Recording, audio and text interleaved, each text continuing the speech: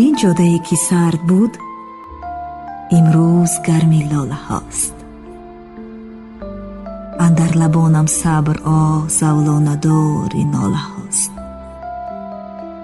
امروز برگ غصه ریخت، بیماری غم ها نیست. باغ علم ها سوخت، دیگر ستم ها نیست. امروز چون دیروز نیست.